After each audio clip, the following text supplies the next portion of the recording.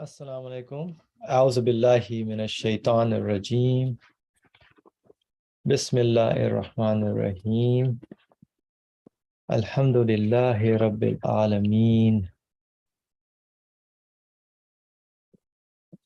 Rabbi shrah li sadri wa yassir li amri wahlul 'uqdatam min lisani yafqahu qawli waj'al li waziran min ahli Haruna akhi ushdud bihi azri wa ashriku fi amri kay nusabbihaka kaseera wa nazkuraka kaseera innaka kunta bina basira. Hasbunallahu wa ni'mal wakil, ni'mal mawla wa ni'man nasir. Wa sallallahu ala Muhammadin wa ala alihi wa sahbihi ajma'in. Walhamdulillahi rabbil alameen. Welcome everyone. We are going to continue with the rays, the 11th ray, the 10th topic, which is page 264 in the book The Rays. And we will start with the second paragraph, but a slight recap before we start reading the second paragraph on how the description of the definition of how the author is presenting the Quran. The topic is on repetition in the Quran, that's one thing.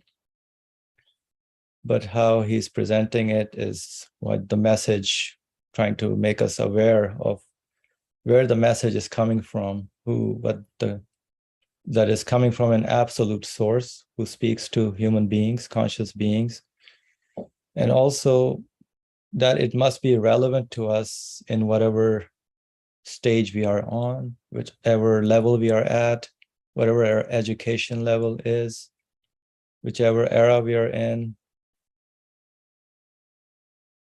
Yeah, so it talks to the children at their level, talks to youth at their level, adults at their level, educated at their level, non-educated also, it talks to them at their level. To the sick, it talks at a different level, like the example of how to the ears of the sick, just the recitation is like a Zamzam water, so a metaphor to see the ease that one feels. And the ones who are reflecting, of course, it brings them really great ease in their understanding. And this miraculousness that is mentioned about the interpreter, how the Quran is interpreted, or it came over from an absolute source to the conscious human beings, which is called condescension. So how that happened is through an individual who has no knowledge, nothing, didn't study anything, unlettered. And here we have an amazing message that is coming, which makes sense and puts our hearts at comfort if we are engaged with it, if we feel it. So it says, grace and guidance for each and every individual, even the simple minds can benefit from it. All classes of men, through the condescension in the expression and mostly opening the clearest and most evident pages like the heavens and earth, and teaching the wondrous miracles of power and meaningful lines of wisdom beneath those commonplace things. So it relates to the experience of it, the universe that we go through. And the meaning that we get, we kind of wonder at the amazing universe as well. So it relates through that and gets to us, the meaning gets to us in that way. So inshallah, we'll continue with the next paragraph by making known. By making known that it is basically, the Quran is also a book of prayer and summons. So the Quran lets us know that it is, if we read it or we try to make sense of it, we see that we have to connect the message to something, who the author is. So it's a book of prayer and summons, of invocation and divine unity, invocation, and divine unity, which require repetition. So prayer and summons and the invocation requires repetition.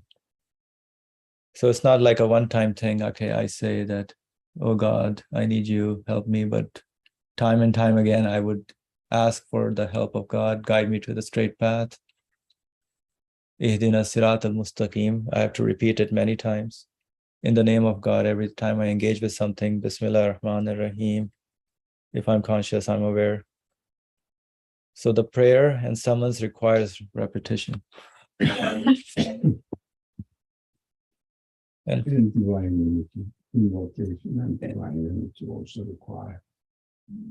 So what does invocation, basically calling him, invocation to express your feelings, your needs, invocation. And if you are in need of it, you cannot say on the once and forget about, I said it, that's it. Mm-hmm. No, if as our need remains with us, which always we are in need, yeah. We have to invoke the Creator. So that is what I need. It is a kind of admitting our neediness, repeating it as we feel the need, which is always this case. Need of anything. Feeling and then accepting it, admitting it. Admitting and presenting. it. Yeah. And divine unity, the Vahadiya and Ahadiya. Because absoluteness. Every creature, every being, at every moment in their existence directly points to the Creator's unity, absoluteness. Mm-hmm. So refer your needs to Him. So the Quran demonstrates a sort of miraculousness through making understood in a single sentence and a single story, through its agreeable repetitions. So the repetitions are agreeable as well. Numerous different meanings to numerous different classes of people.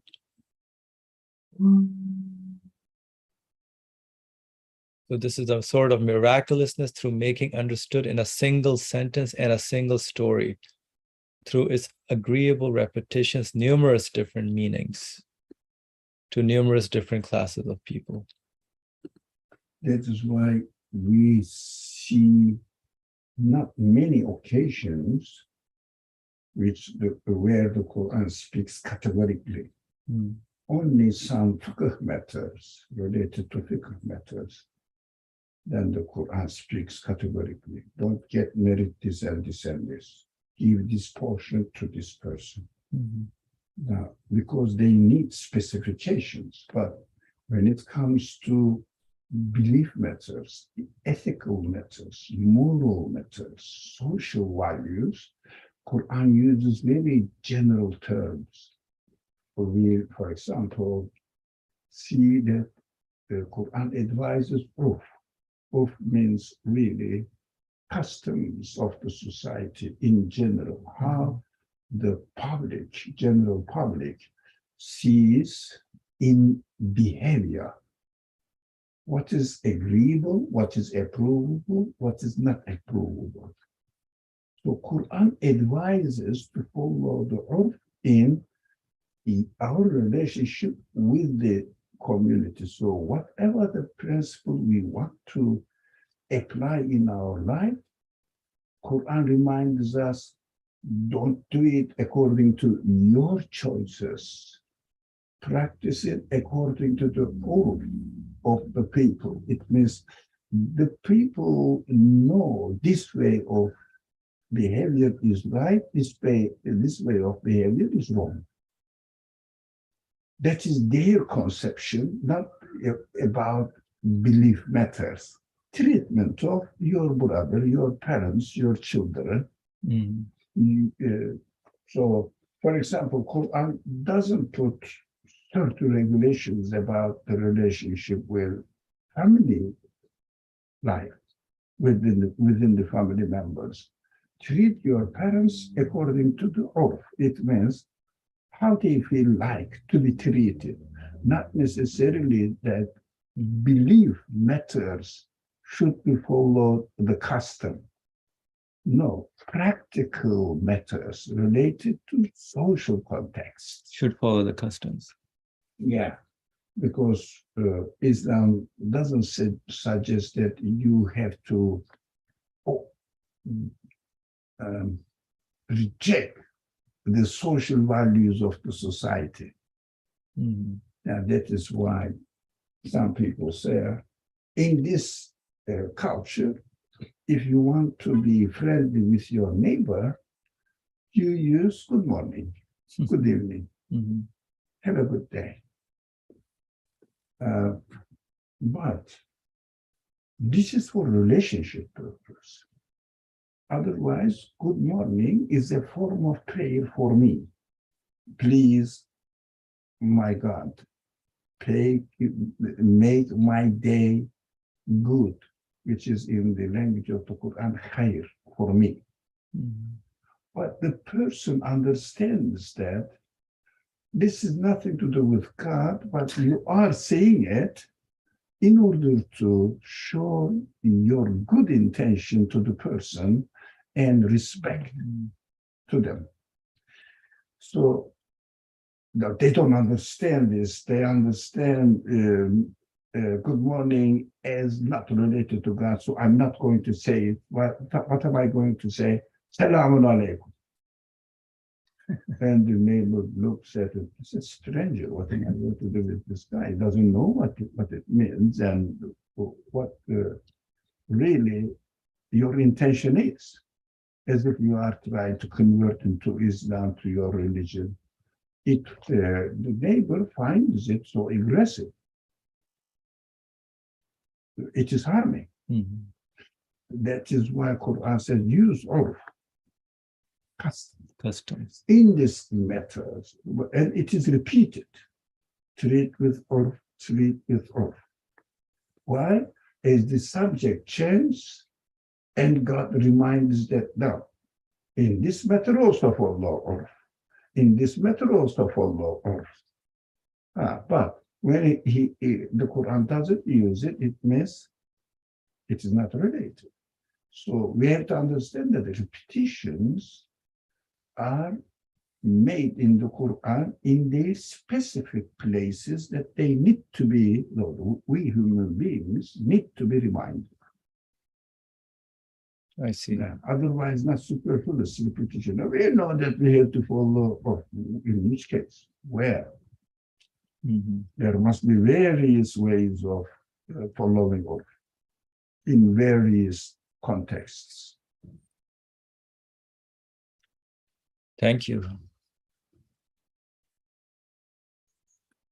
So urf. Of course, prayer summons are the Mm-hmm. subject of this paragraph, but I gave an example because it is not, it is missed Right. from the point of the community members.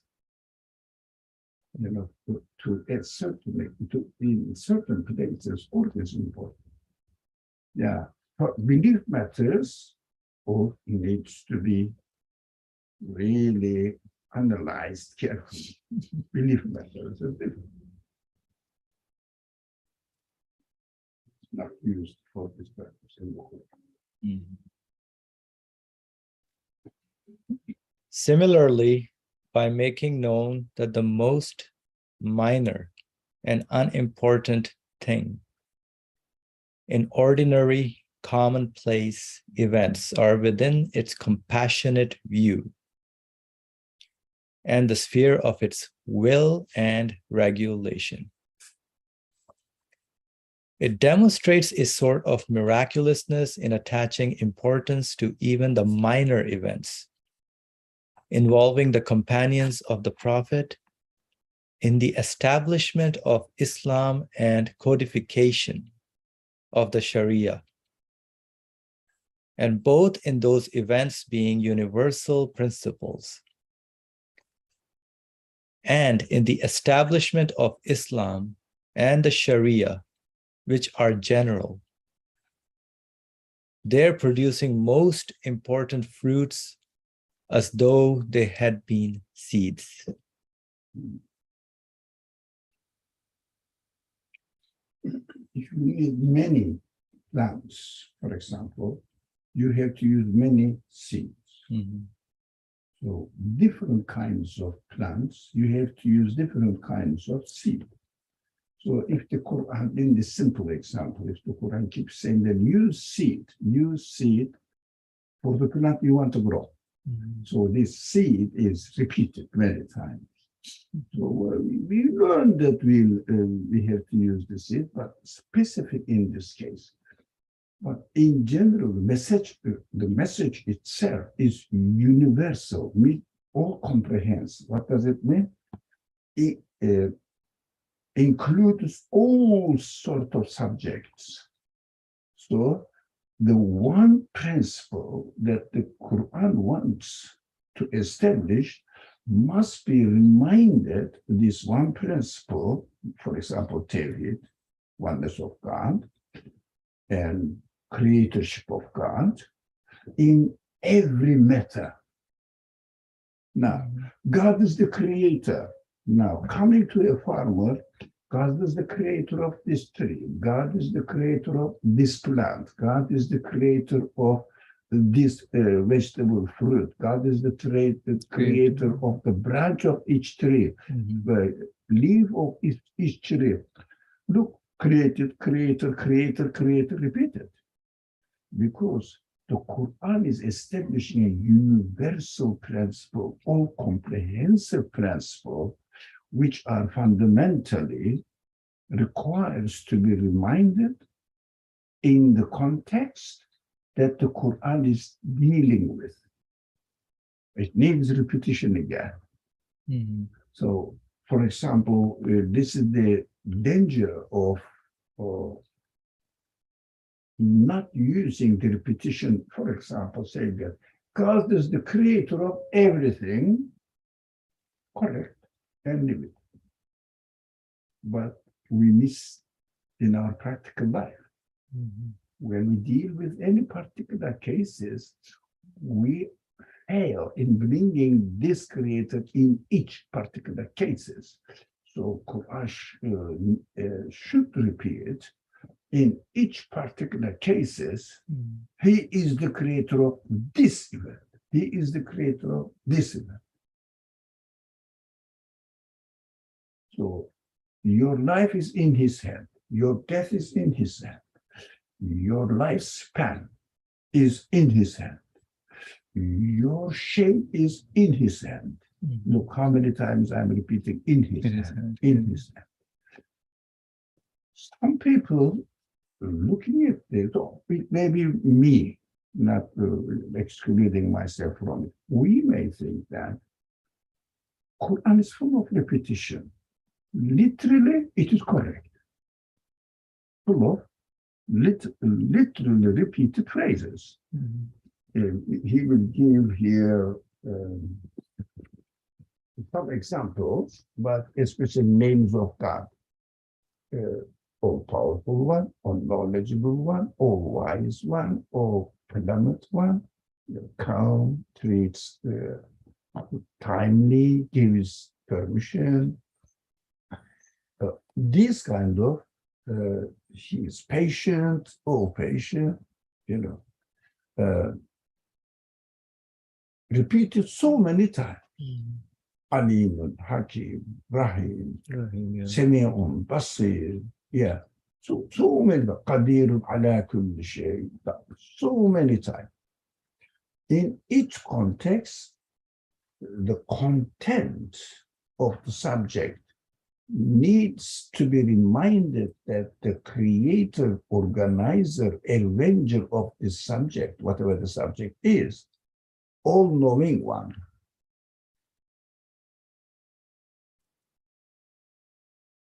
Yeah. Somebody's camera is on. So you can talk. I think it is not deliberate, isn't it?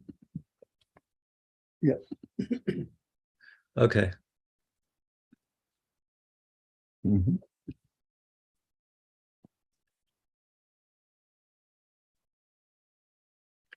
With regard to repetition being necessary due to the repetition of need. Mhm. Due to the repetition of need. Yes, but every day we eat, every day we drink, every moment we breathe, because we need it. It's not repetition.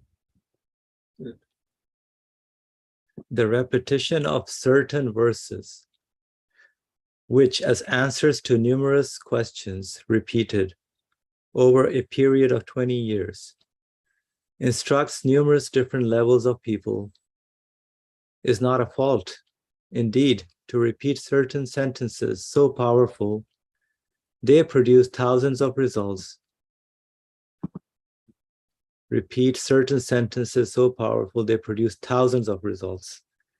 And a number of verses resulting from countless evidences, which describe an infinite, awesome, all-embracing revolution that by destroying utterly the vast universe and changing its shape at doomsday,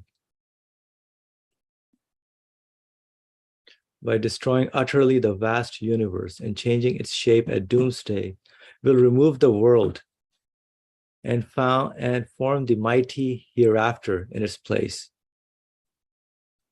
and will prove that all particulars and universals, from atoms to the stars, are in the hand and under the disposal of a single being, and will show the divine wrath and dominical anger on account of the result of the universe's creation.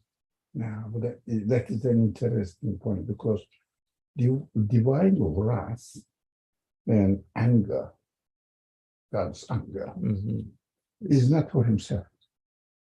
A reminder for us each and every time. No, on account of the result of the universe's creation and mankind's wrongdoing. Yeah, because if somebody destroys a beautiful piece of art or valuable thing, so you have nothing to do with this stuff. But if someone really deliberately destroys it, do you like it? You don't own it. No. You have nothing to do with it. Do you like it that he is destroying a very useful Not at all. machine? No. Why? You say you shouldn't do it. If someone, for example, hurt somebody in the street because he is angry with one of his family members, wife, husband, children, comes out and insults the people, innocent people on the street, just passerby people. You say you don't have the right to do that, although he's not insulting you. Right. Because you feel that something is wrong going on, and your human capacity rejects it, doesn't accept it, and we are given the sense of defending the right of innocent. Now, the universe is innocently performing its duty, which means introducing its creator. If someone says, these things are meaningless, I say, look, you cannot insult this meaningful creation. Now, God, as the owner of the property, creator of the property, to fulfill a certain mission, convey the message to human beings. If someone insults it, it is absolutely his right to get angry, not because he is insulted, but to defend the right of the innocent creatures. That's what we have to understand, why God uses very severe language and threatens the deniers of the truth, insulting the creation, insulting their own honor. For example, they say we are just animals. And the creator says, no, I created you the human being, much elevated level of existence. So to defend the right of other innocent creatures. Innocent creatures, in you. You as being created a human being, not an animal only, living being, but a human being. So that is why Quran uses very severe language for those who insult the reality of existence. So, for example, if somebody really says, I don't believe in God, if there is such thing, it is not a merciful one, it is a treacherous one, you see that nothing happens to this man. Yeah, so calm. But when it comes to innocent for himself, no. In his language, he says, okay, if you deny me, you will suffer from it, from my mercy, from my ownership over you. You will feel lonely, you will feel orphan, you will feel purposeless. That is your punishment. Now, I can tell you a story now. Bastami is a very famous Sufi scholar. He is living in a Tekke, this, the center of their activities going on. And the government says, you are an intelligent man, you have to do some work for social affairs. And they appoint him to be the inspector of the market because they know that he's an honest man. So he goes to the market and says to a seller, how are you doing? How is life? Are you happy? He complains that, the prices are going up, economy is going down, inflation, everybody is suffering, including myself, and life is horrible. And then complain, not happy. So he says, can you give me 2 pounds of potatoes? And the man gives and takes it. The Bastami takes it and pays for it, goes and then keeps it there with him. And then he goes to, it's a story. He goes to another person who says, how are you? Are you happy with your life? Yeah, why not? Allah gives me some rizq, some provision from here, and I'm taking care of my family. Why shouldn't I complain? It's okay, we have to do something, and I'm doing it, and I'm not in need of anyone else. Thank God. He says, okay, good, mashallah. Give me 2 pounds of potatoes, and he takes that as well. And he goes home and weighs them. The first one who was unhappy gave the potatoes a little bit less than 2 pounds. And the other one gave him a little bit more than 2 pounds. And then he goes to the government. What am I going to do in this business? Everybody gets what they deserve. Do you get it? The one who complains gets what he deserves. The punishment of giving the potatoes, weighing the potatoes less, the punishment is he's not happy in his life with the money he makes. The other one is the other way around. So I don't have anything to do here. God is justice everywhere. This is what I mean. So But God doesn't mind if someone denies him, but he minds the rights of other people, creatures, innocent creatures. All creatures are innocent in creation. So his wrath, his anger is related to the rights of the innocent creatures. We have to understand this fine point. That is why when the person or the people deny the creator and insults the creatures and associates, for example, assigns a creature as to be the creator, a part of it. But it doesn't say I am the creator. I am innocent. I'm doing my job, which I am appointed for. I am just performing under the order of my creator. And God says, look, man, you cannot insult this innocent. So he uses heavy language there. Mm-hmm. And azabun elim, very, very unbearable punishment, pain is waiting for you. So they say, unfortunately, some people who even may say they are Muslims, but they don't know the Quran. They say, God is very angry. Then non-Muslims say, Quran's God is an angry God. They don't understand. We may not be aware of this as well. That's why. So the anger is attributed to the source itself. Although, as if God insulting God and God gives him, how dare you? If it was so, he wouldn't create it. That's it. It's like the human ego. Yeah. That gets insulted. So the misuse of oneself.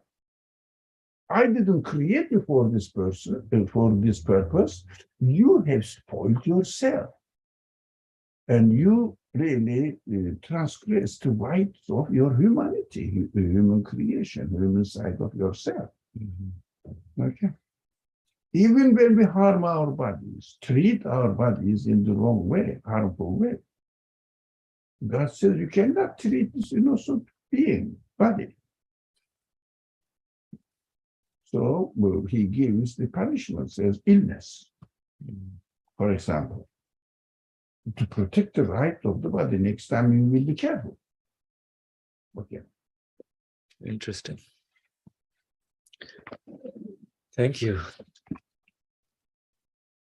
That mankind's wrongdoing, which brings to anger the earth and the heavens and the elements. To repeat such verses is not a fault, but most powerful miraculousness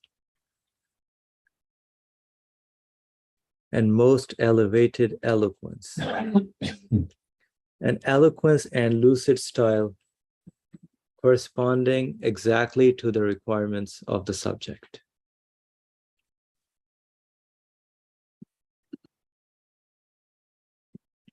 For example, as is explained in the 14th flash of the Risale-i-Nur, the sentence, in the name of God, the merciful, the compassionate, Bismillahir-Rahmanir-Rahim, which constitutes a single verse and is repeated 114 times in the Quran,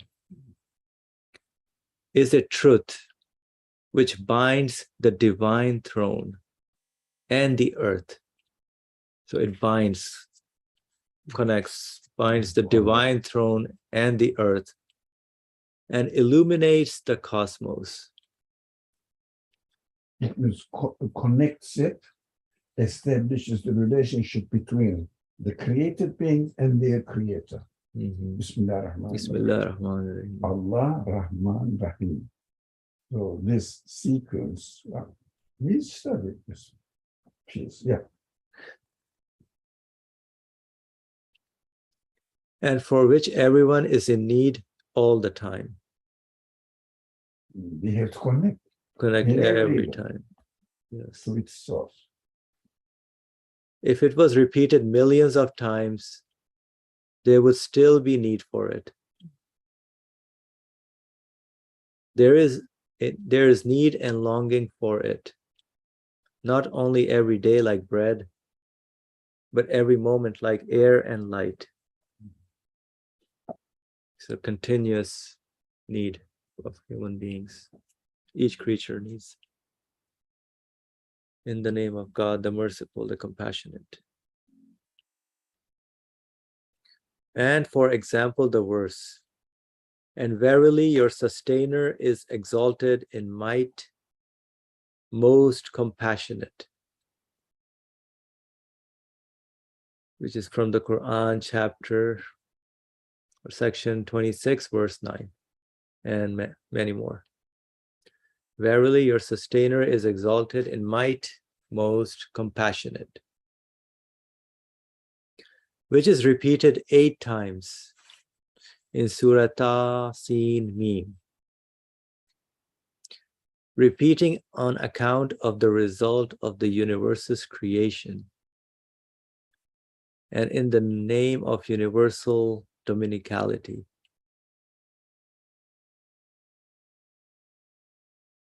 The salvation of the prophets, whose stories are told in the surah, and the punishments of their peoples, in order to teach that dominical dignity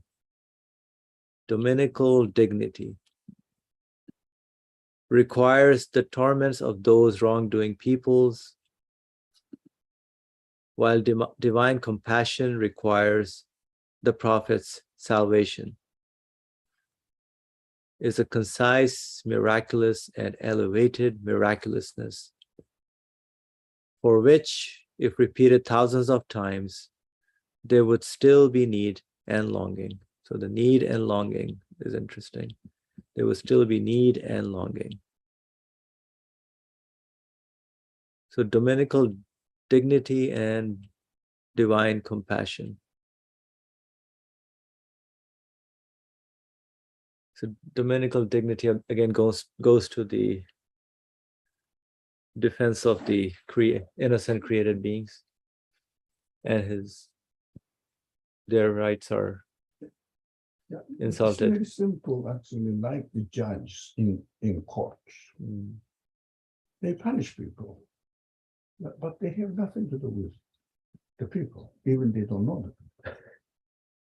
Right. Why? Their position is to judge what is right, what is wrong. That's why the dominical dignity is a judge.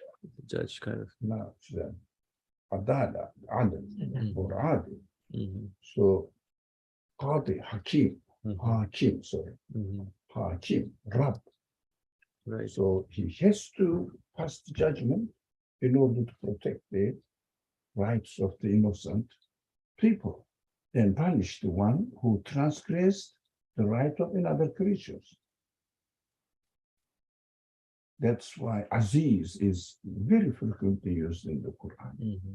Aziz means two, mighty, powerful, and also keeps his dignity. Dignity. So he is a judge, for example. There is a judge, and there is a case, and he listens to the defendant and how do you call it? Plaintiff. Right. And then he says, I cannot, I'm so compassionate, I cannot punish this man. What do you think? Injustice. You're not doing your job. Yeah. Yeah.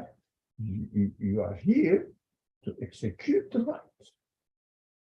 So you cannot say that I am a compassionate one. So God is a loving one, doesn't punish. I mean, from our perspective, he has no right not to punish the wrongdoers, transgressors. Must be punished, yeah. Yeah. I say, you must be punished. I would say, I mean, this is a rhetoric way of speaking. Oh God, you must be punished this man. He insulted all the innocent people, innocent creatures here. You are the judge. That is why this resurrection day or the day of accounting, tribulation Right. should establish. Now, loving God, yes, God loves you, but you shouldn't exploit his love and transgress the rights of innocent people. For example, the same judge, let's say, he punished somebody with 2 years imprisonment in the judge, is in the court as a judge. And after 2 years, the judge came across this man. Do you think the judge has any right to get angry with this man anymore? No. What he will do? Sorry, but I had to. That's my position. I had to. That's why in the hereafter, God will say, that's what you deserve. I cannot really forgive the rights of innocent creatures. So that is what you deserve. I have to pass the judgment. And if you need a severe punishment, yes, I have to pass, for example, death penalty if you have to, if you deserve it. Not because I'm angry with you.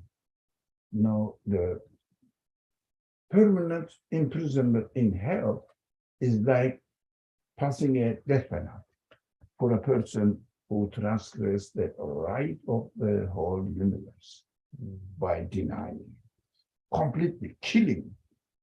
Do you remember we studied the angels opposing or questioning God, saying that, why do you create human beings? They are going to shed Corruption. blood and spread corruption in the world. But not many deniers don't kill people, but they kill the living, conscious creatures and turning them into dead bodies. That's a beautiful way of understanding. I really love this understanding. I am very thankful to Allah to open up this. Otherwise, the meaning of the verse would be very restricted and sometimes puzzling, because most of the deniers don't kill. Majority of them don't kill other people. So what's wrong with them that the angels opposed God? Because he created them. It must be applicable to everyone. Yeah. No. Inshallah. Inshallah. Okay, so continue with the next verse. So the prophet's salvation in this particular paragraph is the message is always upheld, just like the judge would give the right decision. So the prophet's salvation and the one who requires punishment must be given the right punishment. So the prophet's salvation is also, while the prophets in the stories of the prophets in the Quran, they are always saved and opposing people were destroyed, because prophets are representing the justice, truth, and they don't deserve punishment. Right. They should be saved, but the criminals needs to be Punished. That is justice. Do you think if a person gets involved into a struggle or fight, but one of them is innocent, the other one is arrogant, do you think, oh, you were in the this event, so I will punish you? No, I was innocent. So it's obvious that the prophets should be saved. It means the truth. Prophets are the representative of truth, reality. Truth should be saved, and wrong must be punished. Yeah, false activities, ideas, ideologies must be punished. So the representative of truth, should be saved. It doesn't mean that I am a believer, so no one should harm me. No, you don't know what is harm, what is not harm. Even you are killed, you may be martyred. You don't know. So it may be a reward for you, for your eternal life. We have to analyze everything in terms of the eternal life. God's decision has always mercy in it, in this world, but particularly in the hereafter. If someone really deserves to have a very high, respectful status in the hereafter, God usually gives them hard life and martyrdom at the end. In the examples of the Quran, we see many of them. But it doesn't mean that in the examples of the prophets should be killed. No, because prophets are representative of the truth, and the truth must be protected. By in other cases, in our practical life, if something happens to me, it may be a warning. It may be a warning, or it may be a means of reward for you. But in this world, you may lose some properties, you may lose something. For example, when you give to Sadaqah, you seem to be losing some of your property. Right. But it is a means of barakah. But you don't know when the barakah is going to come, but definitely will come, either in physical terms or in spiritual terms. You will feel more comfortable in your life. You will get really benefit from your property, not harming you, not putting you in trouble, because you gave to Sadaqah.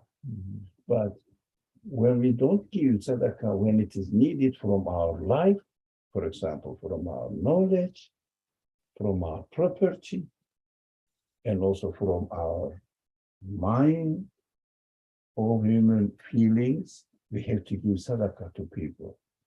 In every aspect. Yeah, in everywhere, not only money-wise. Money-wise is one. It's the easiest Aspect of it. Yeah, it is true, but the real Sadaqah is devoting one's life to the benefit of other innocent people. That is most important Sadaqah. We have to work for it. So we shouldn't think that I'm wasting my time, because as I'm studying this book, tafsir, hadith, whatever, I'm not gaining anything. But you are giving Sadaqah. That is the most valuable gain.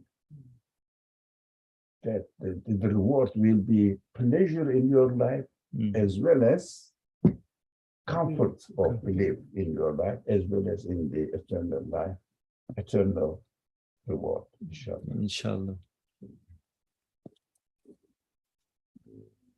All right. So let's go to the next verse.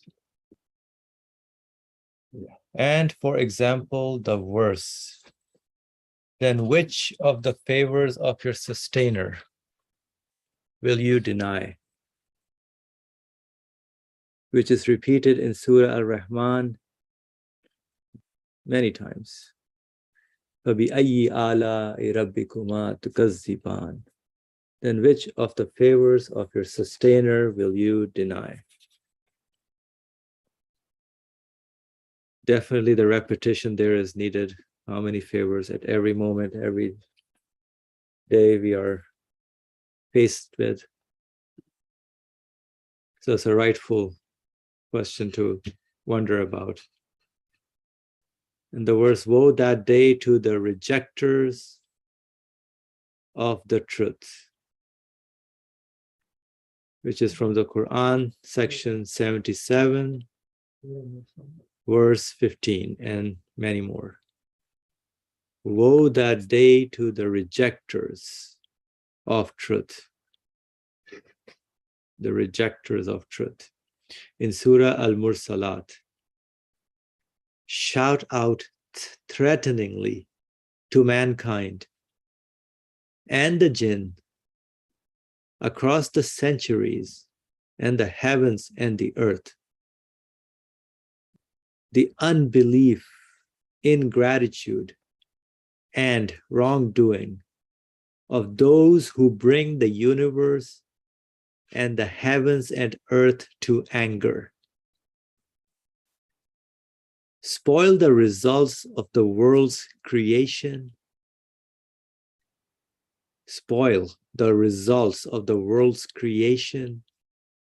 and deny and respond slightingly to the majesty of divine rule,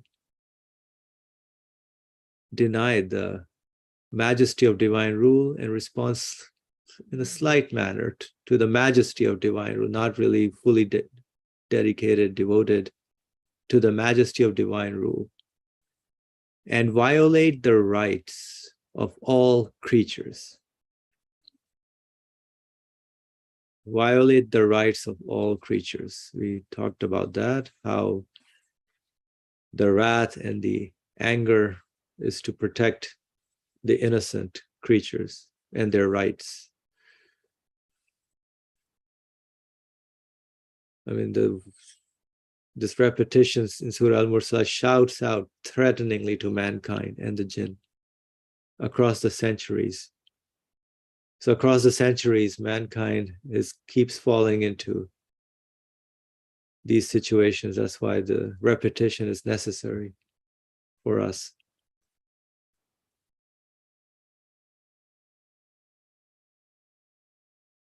If a general lesson thus concerned with thousands of truths, if a general lesson thus concerned with thousands of truths and of the strength of thousands of matters is repeated thousands of times, there would still be need for it, and its awe-inspiring conciseness and beautiful, miraculous eloquence.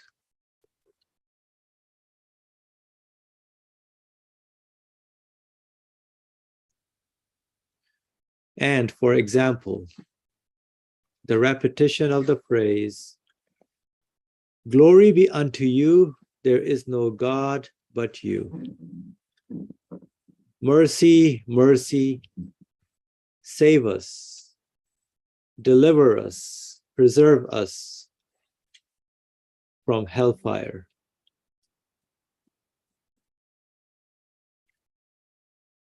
So this is a prayer.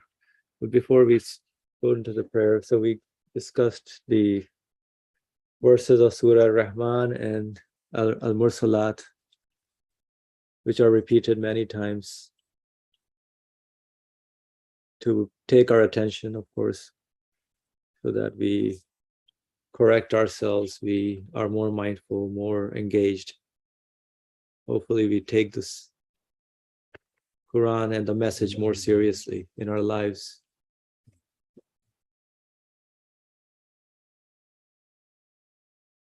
And are careful in not to insult or arouse the anger of the universe and the heavens and the earth, and insult God's creation. So we do need this repetition.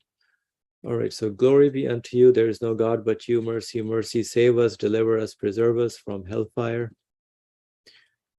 In the supplication of the Prophet, peace and blessings be upon him, called Joshan al-Kabir, which is a true and authentic supplication of the Quran, and a sort of summary proceeding from the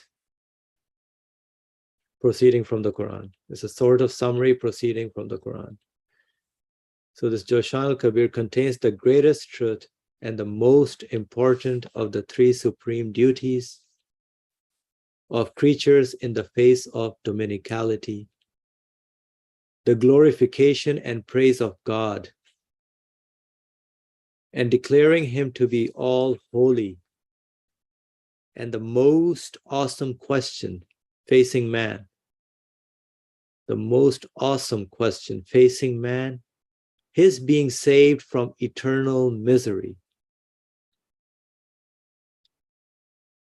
His being saved from eternal misery. And worship, the most necessary result of human impotence. So if we feel the human need, the human impotence, then the necessary result is worship. So if it is repeated thousands of times, it is still few.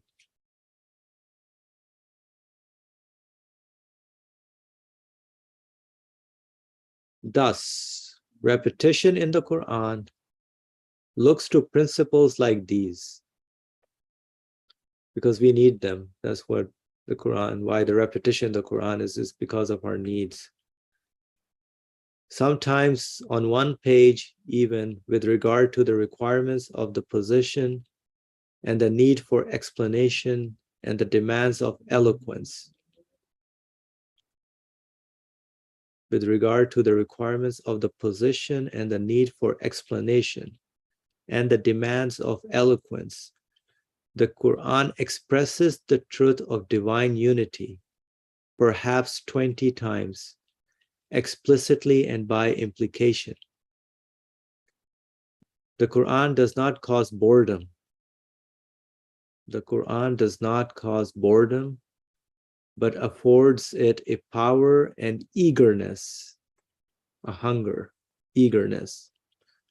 It has been explained in the Risale-i-Nur with proofs how appropriate, fitting, and acceptable in the eyes of rhetoric are the repetitions in the Quran.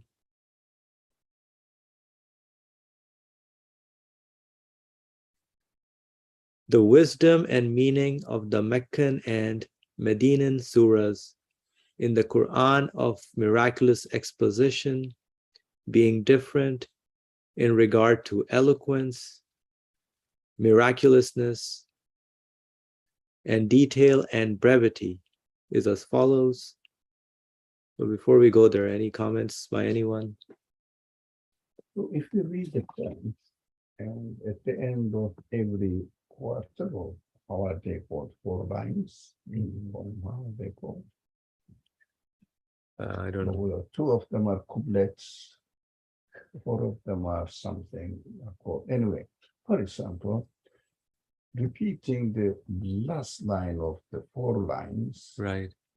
all along the poems. If it is the main point It will be repeated. of the Poem. poem, it fortifies the purpose, main purpose of the poem, always and repeatedly, and it doesn't sound boring. It gives the refrain a rhythmic and reminding the same point again and again, and tying up the subject matter in the 3 lines before it to the main point. It means that as if it is sewing and material, and making out of threads a solid material fabric, like this. So it connects it and ties it back to all the other verses to that main point. Yeah, like if you look at the carpet, handmade carpets, you see them each, I don't know how they are called, each knot. Knot is individually tied up to the same string. It completes it, then it becomes a carpet. Right. Otherwise, just useless thread, string. Thank you. Any? What we will think about it. What we would I mean, this is an example. Example, yes. What we will understand with this example. So that's how the repetitions in the Quran ties according to the main message. the main purpose of the Quran. So if it's talking about divine unity, everything that goes along with it will support the aspect of divine unity. Good question.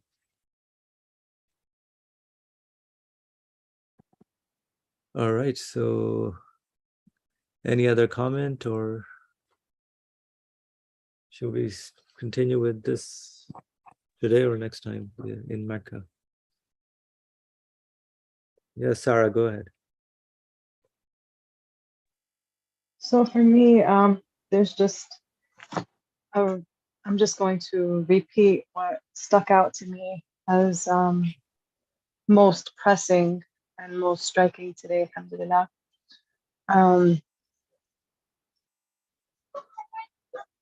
The wording of repetition of need, and then the final sentence of the repetition of I'm sorry, I was not reading, I was just listening. The infinite impotence. There's somewhere that was referring to the Joshan. Yeah, There it is. Yeah. Okay, so the most necessary result of human impotence and the repetition of need. To the extent that I'm aware of the endless angles of my endless needs in every single moment. The most necessary result of human impotence for me struck out like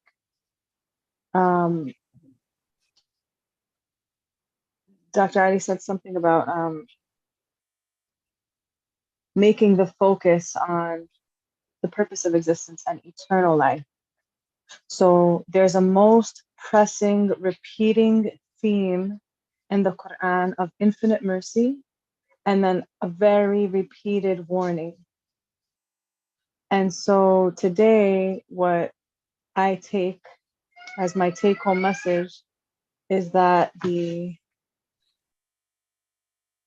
infinite warning, the endless repetition of warning, is because of my very perpetual mistake of misplacing my infinite impotence and covering it up. And therefore, for me, what clarified everything was the reference to the Joshan, with every word being a discovery of the presence of this creator in your life based on your specific needs. That dua is specifically a like marriage between all of the different angles of our infinite impotence and the cover of each of that impotence with one of his qualities or attributes or presence.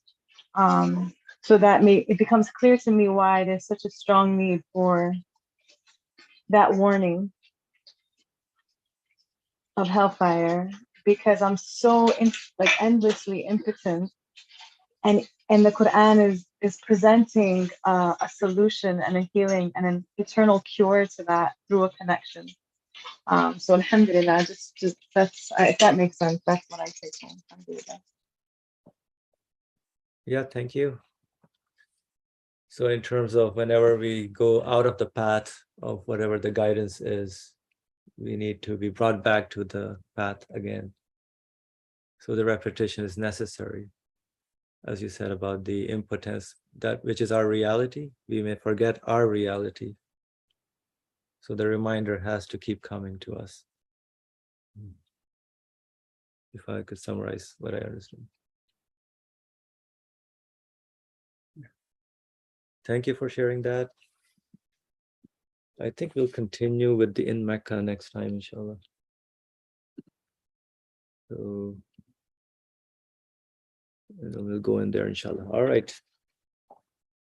Bismillah ar-Rahman ar-Rahim. Subhanaka la ilma lana illa ma alamtana innaka anta alimul hakim wa akhiru da'wahum alhamdulillahi rabbil alameen bi hurmati sirati suratil Fatiha.